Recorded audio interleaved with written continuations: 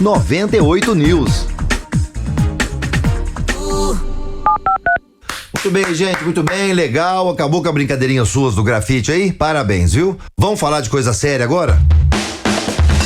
Está começando 98 News. Está começando mais uma edição do 98 News aqui pela sua Rádio do Bem. Você já sabe, né? Um resumo das notícias do dia aqui comigo, com Paulo Leite, com Everton Guimarães e com Rodrigo Carneiro, que você acompanha em todas as multiplataformas aqui da sua Rádio do Bem. Canais 98698 da NET, também no aplicativo 98 Live, nosso novo portal 98live.com.br e o tradicional 98.3 do seu FM. As principais notícias de Minas, do Brasil e do mundo. E hoje temos um convidado especial, o governador Romeu Zema. Daqui a pouquinho a gente vai bater um papo com ele direto lá da cidade administrativa. Mas antes, deixa eu só dar uma boa noite aqui para os nossos integrantes. Primeiro para ele, Paulo Leite. Boa noite, Paulo.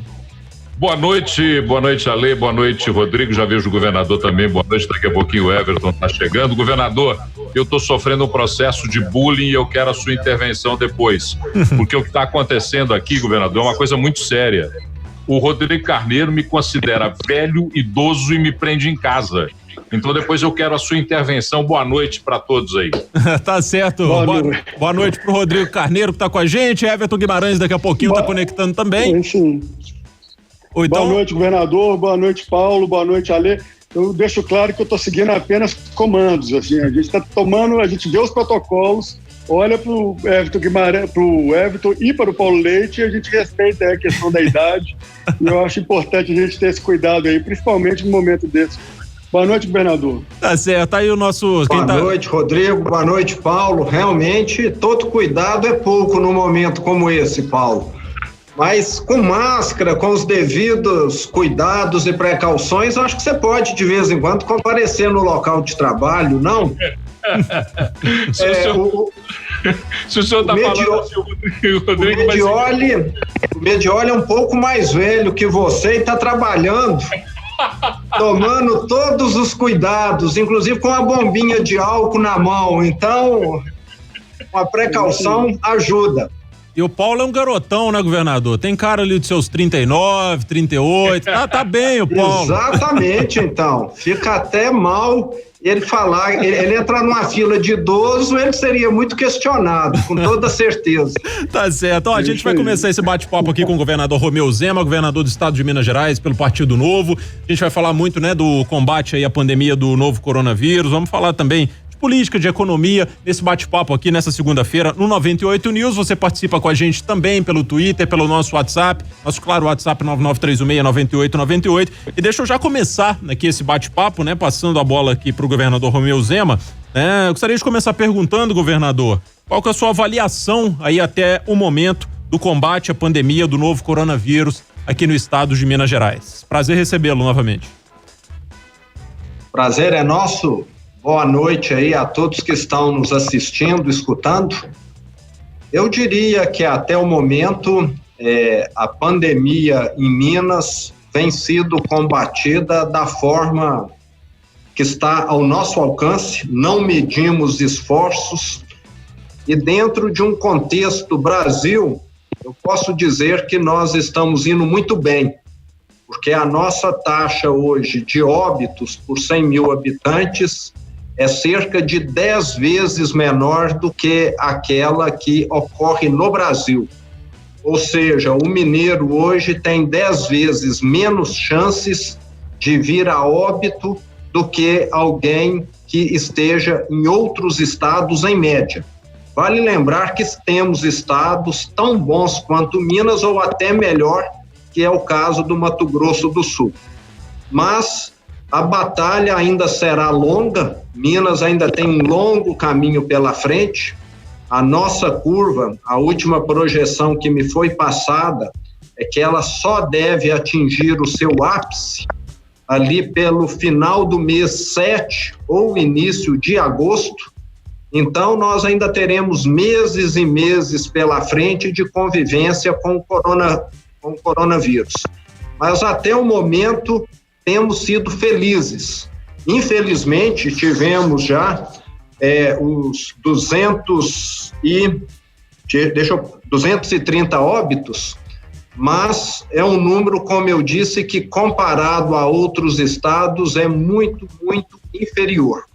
E o mineiro tem sido muito colaborativo, muito consciente, e eu atribuo esse nosso relativo sucesso até o momento, principalmente a esse trabalho consciente que o mineiro tem feito e tem se precavido ao máximo.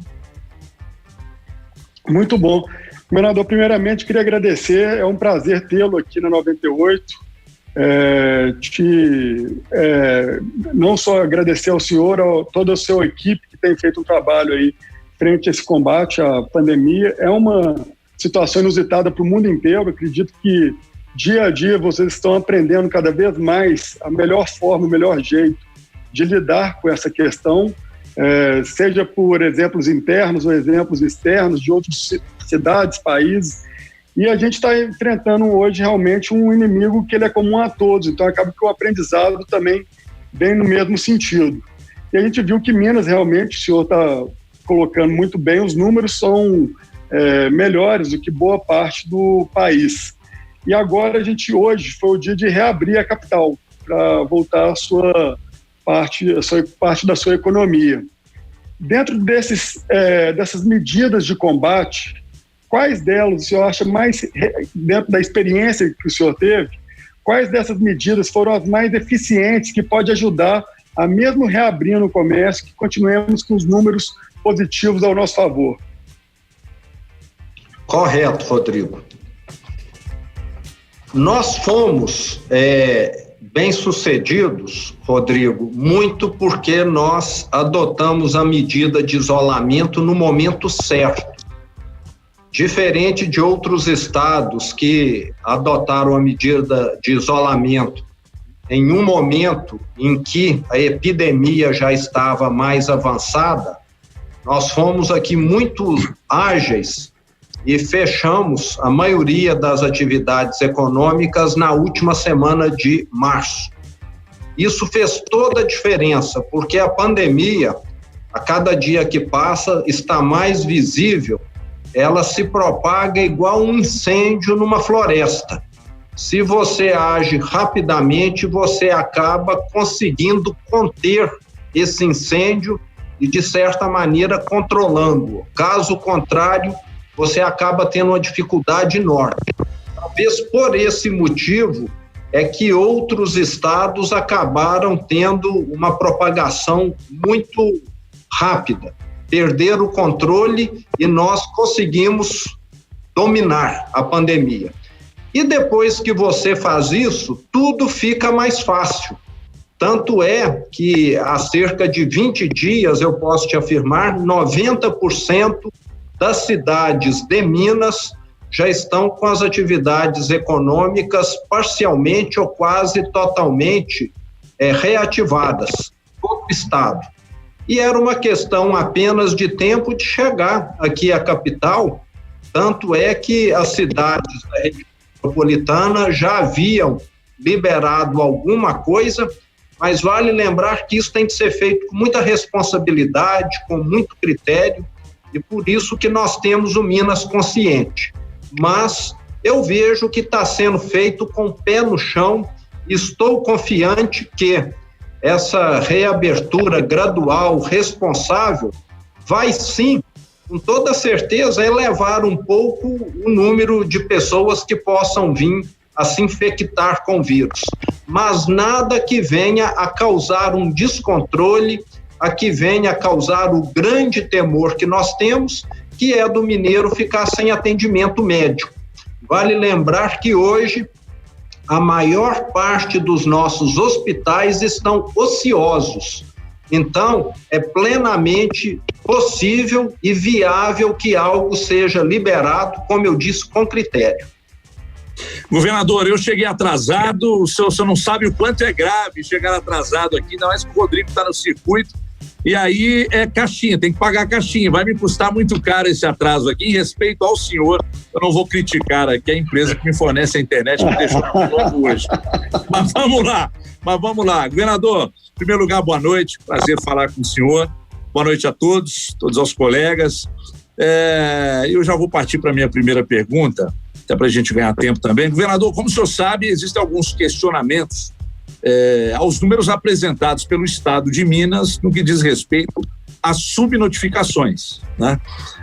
Ou até mesmo em casos em que, de repente, contaminação por corona e aí, no final das contas, são atestados como de outras doenças. Eu queria que o senhor explicasse para a população de Minas, para a audiência da 98, como que o senhor está lidando com esse problema e principalmente com os questionamentos sobre a subnotificação. Correto.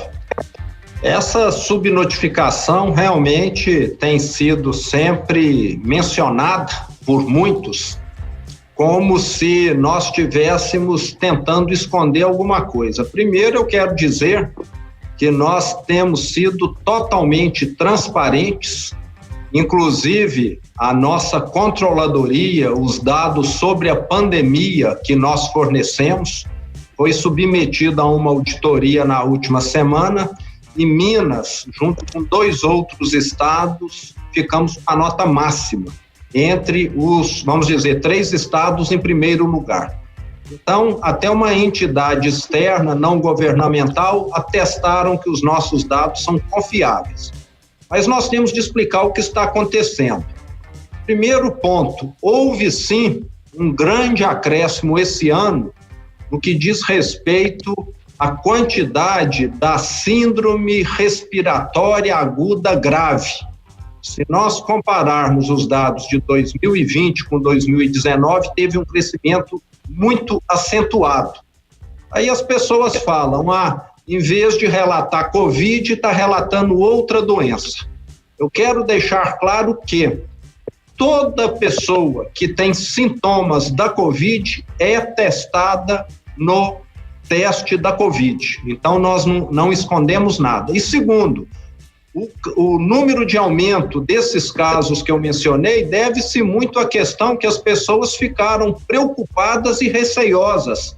Talvez uma gripe, um resfriado mais forte está fazendo com que as pessoas procurem um hospital para poder se consultarem com receio que seja Covid.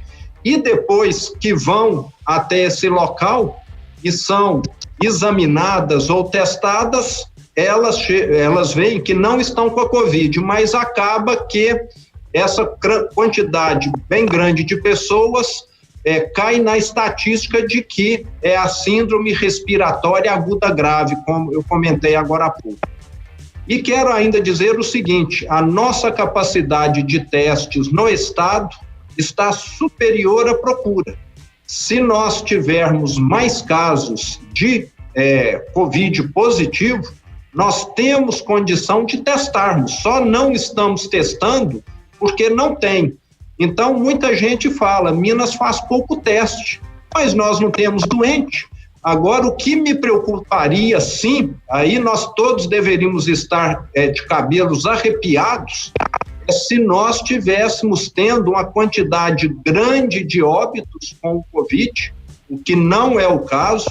Nós estamos vendo que todo óbito que ocorre em Minas e que é suspeito, é feito o teste da Covid e, além disso, nós temos uma taxa de ocupação das UTIs em Minas que está em 7,5%. Como eu disse, os hospitais, de certa maneira, a grande maioria deles estão ociosos.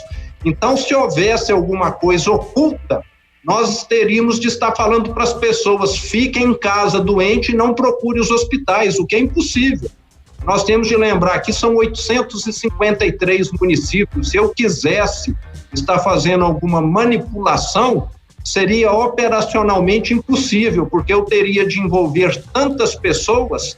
Então, o que eu posso dizer é o seguinte, a situação está sob controle, realmente Minas tem testado menos, nós não temos recursos para comprar testes em quantidade, e o pouco que nós temos tem sido destinado para UTIs, porque UTIs salvam vidas e testes nem tanto. Então é uma questão de priorizar. E o governo federal, que comprou milhões de testes, direcionou a grande maioria deles também para os estados onde a situação está crítica, e não para Minas Gerais, que é uma das melhores situações do Brasil. Então, estão querendo, de certa maneira, constranger o governo, mas, como eu disse, é por um motivo que é o próprio boa condução da pandemia que nos leva a essa situação. Governador, o senhor falou aí, referindo-se a prefeitos que conseguiram fazer a flexibilização, inclusive na região metropolitana, mas nós tivemos um primeiro caso de Betim, que abriu e depois teve que voltar atrás em algumas decisões, Nova Lima também, Pedro Leopoldo ontem também tomou a decisão de retomar algumas dos fechamentos, tais como bares e restaurantes, e hoje o prefeito de Itaverava, próximo a Conselheiro Lafayette, foi afastado pela justiça porque estava incentivando os comerciantes a descumprirem as normas necessárias para a flexibilização dos serviços.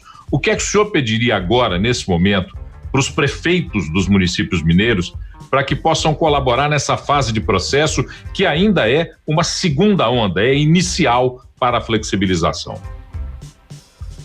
Paulo, essa questão de avanços e recuos, eu posso te afirmar que nós vamos conviver com ela durante meses, porque será algo que realmente vai ocorrer.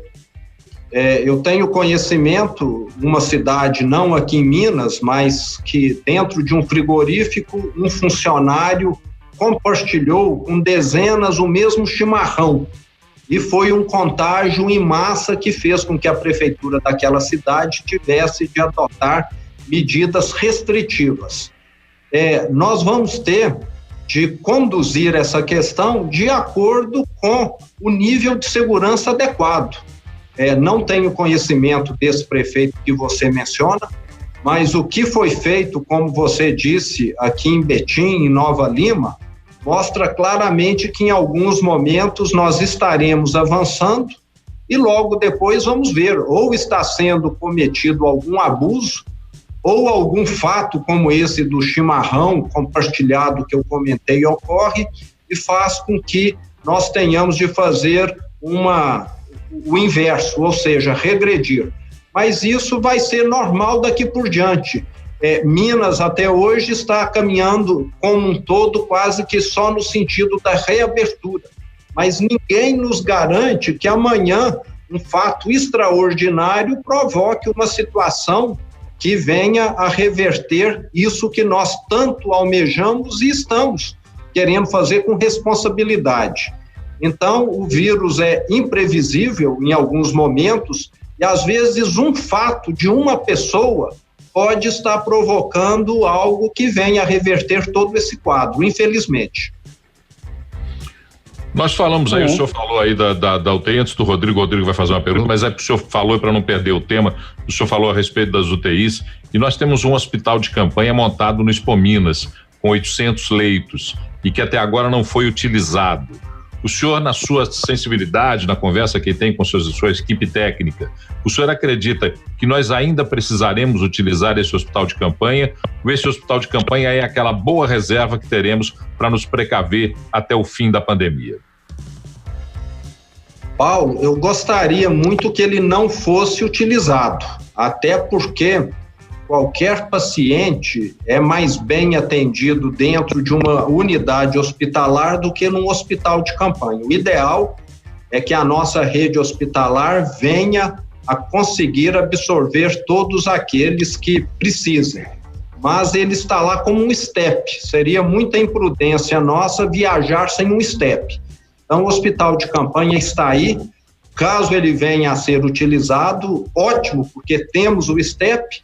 E caso ele não venha a ser utilizado, ótimo, porque a rede de saúde conseguiu dar conta do recado. Mas seria uma irresponsabilidade nossa não atravessar a pandemia com esse step. Eu acho que nesse combate à pandemia, governador, com certeza ficou uma parte de aprendizado muito grande com relação, principalmente à área da saúde. E até mesmo essa pergunta que o Paulo fez vai deixar algum legado positivo, eu acredito, para o nosso estado, não só para o nosso estado, mas eu acredito que para o mundo inteiro, com relação ao que lições aprendidas ao se tratar de um problema que impacta todo mundo. O senhor conseguiria pontuar para a gente o que o senhor acredita que pode ser um legado positivo dessa pandemia, principalmente nessa área da saúde? Rodrigo, a saúde de Minas vai estar saindo da pandemia robustecida, muito mais bem estruturada do que estava. Inclusive, eu posso te afirmar que hoje, 60 dias após o início aqui das medidas no estado, nós já temos hoje um sistema de saúde muito melhor do que há 60 dias. Vou te dar aqui alguns exemplos bem simples. Primeiro, nós recolhemos no interior do estado, aliás, em todo o estado, 428 respiradores que não estavam em uso ou estavam estragados. Estamos fazendo a revisão em todos eles e todos retornarão para o local de origem ou então serão destinados para algum lugar onde serão mais necessários caso eles não sejam requisitados novamente. Só com essa ação, Minas ganhou 400 respiradores, nem todos serão consertados. Quero agradecer a FIENG, que foi o SESI e Senai, junto com a Fiat e a ArcelorMittal, que estão ainda fazendo o conserto desses equipamentos. Isso por si só já é um ganho enorme. Além disso, tudo que está lá no hospital de campanha, que boa parte foi doado pela FIENG também, será revertido para os hospitais públicos após a desativação do hospital de campanha. Então, hoje, a situação de Minas, no que diz respeito à saúde, já é melhor do que há 60 dias. E outro ponto que eu ainda queria comentar é que nós já reativamos em todo o estado 90% desses leitos no interior. Vale lembrar, leitos de UTI, 656 UTIs a mais do que nós tínhamos no mês de março. Então, hoje, a situação de Minas, no que diz respeito a leitos de UTIs e mesmo a leitos clínicos, é muito melhor do que há 60 dias. E isso, boa parte, vai continuar depois, principalmente os equipamentos. Governador, eu vou fazer mais uma pergunta aqui, com licença, Paulo e amigos. Essa boa relação do governo do estado com o presidente Bolsonaro, com o governo federal, a curto prazo, ela traz benefícios para o estado, e nós vimos na semana passada que houve uma tentativa de realinhamento entre o governo federal e os governos estaduais. Mas depois veio o vídeo e aí a coisa acabou degringolando novamente. Há possibilidade também, governador, então são duas perguntas. A primeira, essa proximidade com o governo federal se nos traz benefícios, e a segunda, a possibilidade da busca pelo mesmo realinhamento do governo do estado com o município, com a cidade de Belo Horizonte, com a prefeitura de Belo Horizonte?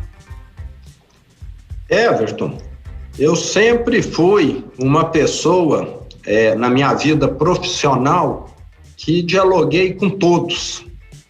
Tive de lidar com as pessoas mais diversas possíveis e adoto o mesmo critério hoje. Eu não gosto de entrar em polêmica.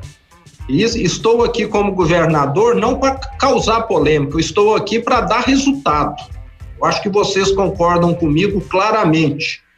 E vejo, infelizmente, no meio político, muitas pessoas quererem holofote, quererem mídia via polêmica. E polêmica não soma muito. Muito pelo contrário, costuma dividir, tirar o foco do problema real.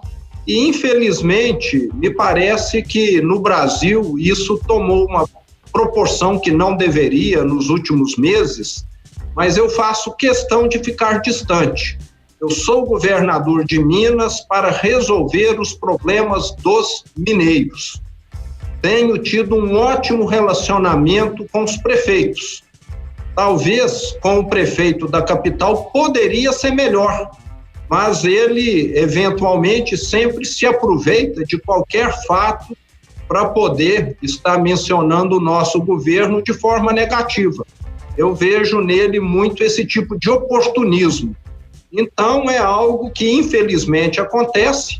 Eu não tenho nada contra ele, já mencionei, né, e menciono aqui novamente, ele chegou e está gravado e público para todo mundo a mencionar que adquiriu 7 mil respiradores, queria fazer um hospital de campanha, e infelizmente isso ficou só no discurso. E eu sempre fico com um pé atrás e outro na frente quando lido com pessoas que falam muito e fazem pouco. Eu vejo que a grande maioria dos prefeitos de Minas são pessoas sérias, responsáveis e que estão muito mais procurando resolver o problema do que propriamente palanque. Mas eu sempre dialoguei com todos, com o governo federal também. Não cabe a mim ficar julgando o presidente. Eu não sou nem deputado federal, nem senador e nem ministro do Supremo. Eu sou governador de Minas. O meu cargo qual que é? Administrar Minas. Então eu vejo que o foco ajuda muito. Nós precisávamos aprimorar isso no setor público. 7h25, estamos recebendo aqui o governador do estado, Romeu Zema, do Partido Novo. E, governador, a gente vai mudar um pouquinho aqui de assunto. Um assunto que a gente discutiu aqui no programa mesmo, até um tempo atrás, foi aquele projeto foi feito na Assembleia, né? Projeto de lei aí do repasse dos duodécimos. Queria saber como vai ficar, como ficou, né? No caso, a relação com os outros poderes após a discussão aí desse repasse, e se o senhor pretende vetar aí os artigos 3 e 4 daquele projeto de lei que foi aprovado recentemente na Assembleia. Bom, esse fato ocorreu há cerca de 10 dias atrás. Nós, acho que da mesma maneira como muitos dos deputados, ficamos surpresos, porque foi algo um tanto quanto feito que de última hora, mas a questão tem sido bem conduzida com os poderes. Nós estamos observando que eles estão sensibilizados, porque quando não existe recurso, nem que a lei mande, você consegue pagar. A verdade é esta. Em Minas Gerais, há muito tempo tem caminhado nesse sentido. O último governador saqueou as prefeituras em 7 bilhões de reais, não fez repasse às prefeituras, descontou do funcionalismo público as parcelas dos empréstimos consignados e não pagou os bancos, e eu não quero proceder dessa maneira. Eu tenho sido o mais transparente possível e tenho dito que num Estado democrático, ninguém pode ser melhor do que os outros. Por que será que a cantineira, que ganha muitas vezes um salário mínimo, tem de receber o 13º salário dela muito atrasado ou até parcelado, e quem ganha 30, 40, 50 vezes mais vai receber pontualmente, simplesmente porque trabalha numa outra área do Estado? Será que esse Estado é justo ou será que ele está privilegiando alguém? Então eu deixo a resposta aí para quem está nos escutando concluir. Não quero eu opinar a respeito. Governador, vou com mais uma pergunta de economia, depois o Rodrigo quer traçar um outro panorama aí, e a gente caminhar aí para o final dessa nossa conversa. Governador, essa atual de administração, o senhor mesmo disse aí, recebeu uma herança ruim, do seu ponto de vista do déficit fiscal. O senhor tinha um projeto de recuperação, ele vinha se desenvolvendo, tivemos aí a antecipação dos recebíveis do Nióbio, que acabou fazendo água, porque a realidade foi maior do que a possibilidade de comercializar ou de antecipar os recebíveis do Nióbio. Como é que o senhor pretende retomar esse processo de crescimento? Em que ponto e como será retomado o processo de crescimento em Minas Gerais? Paulo, Minas Gerais deveria ter feito as suas reformas há mais tempo. Nós sabemos que o nosso problema aqui é estrutural.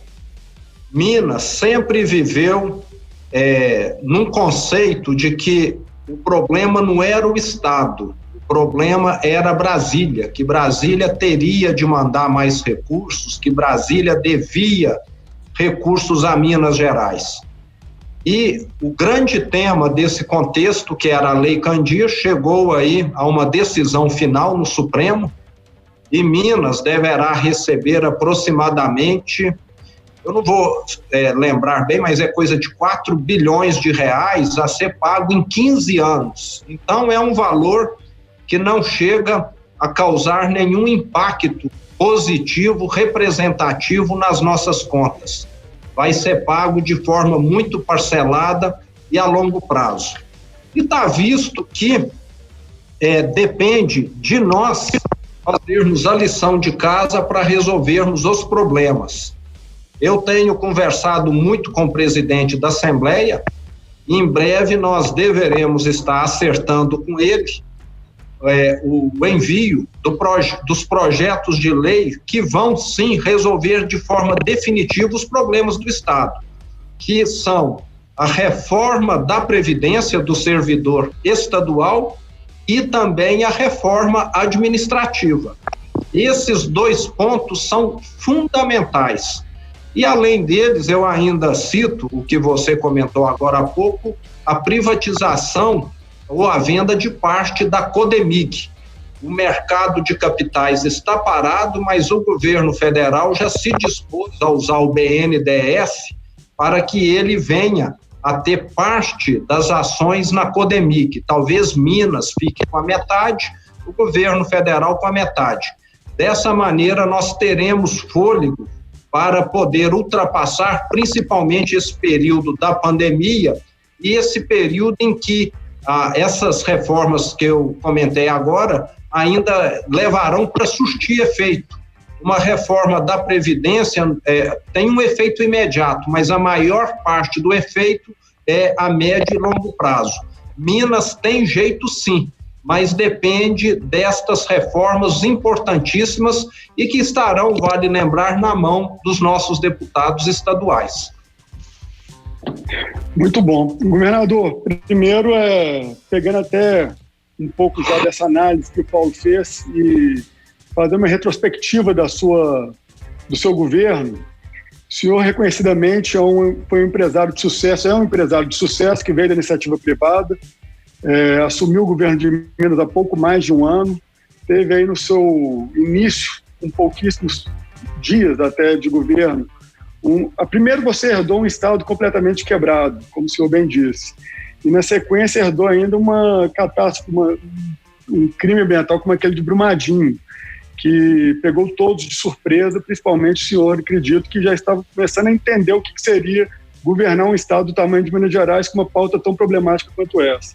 Aí na sequência ainda veio chuva, caso Baker, veio agora uma pandemia, e a gente enxerga, assim, olhando de fora, um agente público que tem uma experiência muito grande na parte privada e que tinha uma inexperiência por nunca ter atuado na área pública, se saindo, de certa forma, até com certas facilidades, assim, mas, enfim, com um trabalho de uma equipe também muito bem estruturado, muito bem ordenado.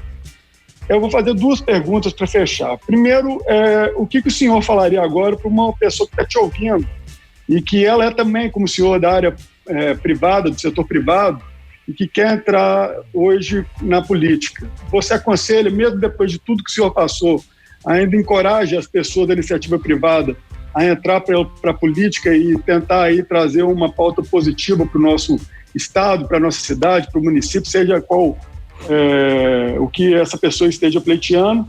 E também eu queria que o senhor fizesse uma análise sobre quais foram as vantagens do senhor ter todo o seu conhecimento da iniciativa privada e quais foram as desvantagens também nesse momento. Queria que você fizesse um panorama rápido nesse sentido.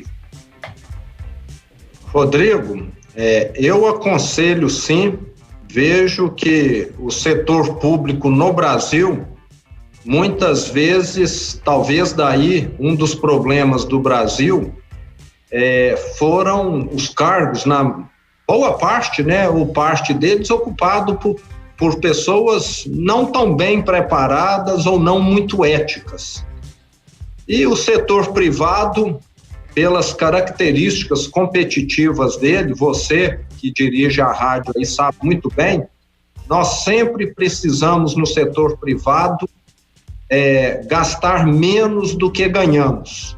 E um dos problemas históricos que nós temos no setor público no Brasil é gastar mais do que arrecada. Então, só de nós estarmos aqui fazendo uma gestão, administrando, já com essas ferramentas que sempre aprendemos no setor privado, de que dinheiro não cai do céu, que toda economia é importante, já faz uma senhora diferença. E precisaríamos, sim, de mais gestores no setor público. O setor público, muitas vezes, tem ótimos técnicos, tem alguns bons políticos, mas tem muito também, como nós já vimos e continuamos a ver, infelizmente, cargos aonde as pessoas estão ali sem conhecimento, mas simplesmente por uma questão política, que é o que tem de ser evitado. E eu montei o meu secretariado aqui com pessoas que eu nunca havia sequer encontrado na vida. Falo que equipe de governo teria de ser montada como uma seleção brasileira. Você tem de escolher os melhores e não seus amigos. Caso contrário, essa seleção nunca vai julgar bem. E aqui em Minas, nós estamos indo, eu te diria, melhor do que a média, exatamente porque eu montei aqui um time bom. O sucesso eu atribuo muito mais ao meu time do que a mim mesmo, porque quem está julgando são eles e não eu. Eu estou aqui meramente como um técnico. Quem está julgando a bola mesmo contra o vírus, o Covid, é o nosso secretário da Saúde. Ele é que tem acompanhado no dia a dia as ações. É lógico que eu estou junto, mas a bola está com ele no que diz respeito a isso. Não tivemos nada de Covid, aliás, 2 casos até agora no sistema prisional. Quem está tocando a bola lá também é o nosso secretário de Segurança Pública. Então, através de gente boa, você consegue realmente fazer.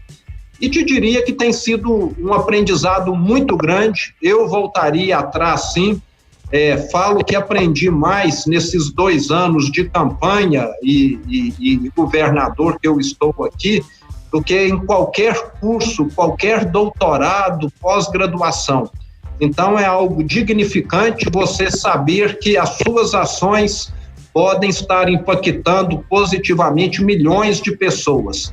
E precisamos sim de gente boa no governo. Muitas vezes fomos mal governados no passado, porque os bons nunca se candidataram e acabaram deixando com aqueles não tão bons viessem ocupar cargos sem ter condição de desempenhá-los adequadamente. Muito bem, 7h37, governador Romeu Zema, aqui com a gente no 98 News. Governador, gostaria de agradecer sua participação, sua atenção com a gente aqui no 98 News, esse espaço pra gente, bater um papo, esclarecer aí sobre as ações do governo também com relação à pandemia e agradecer e desejar muito boa sorte pro senhor aí, pra sua equipe também na condução, dessa pandemia até que passe, A gente espera que passe o mais rápido possível. Eu é que agradeço, uma boa noite para todos. Foi um prazer estar aí com vocês novamente. Espero uma hora encontrar o Paulo pessoalmente, que das últimas vezes só à distância. Espero que em breve você volte aí, que o Rodrigo abra aí uma bolha de acrílico dentro do estúdio para você ficar acomodado lá de forma bem segura, viu, Paulo? Um abraço a gente vai arrumar um cantinho para ele, viu? A gente vai arrumar um cantinho especial para ele. Com certeza, governador. Com certeza eu voltarei e quero deixar aqui um convite para mais uma entrevista próxima, porque me deixaram sem fazer perguntas aqui para o senhor. Eu tinha algumas outras questões para levantar. Tenho certeza que o Everton também, Rodrigo também. Fica aqui convite para uma próxima prosa. Essa prosa que a gente pode ter quase sempre, porque eu acho que é muito importante aproximar o que pensa o governo do estado com o cidadão, com aquele que está na outra ponta, recebendo Sem dúvida. O que faz o governo. Tá certo. Oi. Agradecer em nome de... Ale, só fazer o agradecimento final aqui pro governador, é um prazer recebê-lo mesmo, em nome de toda a equipe da 98, e a gente deseja sempre o melhor, assim como a nossa audiência tem certeza, o melhor aí nesse combate, que o senhor obtenha êxito e que a gente saia lá na frente com lições aprendidas e um legado para poder engrandecer ainda mais a nossa história, que a gente saia dessa aí cada vez melhor. 98 News.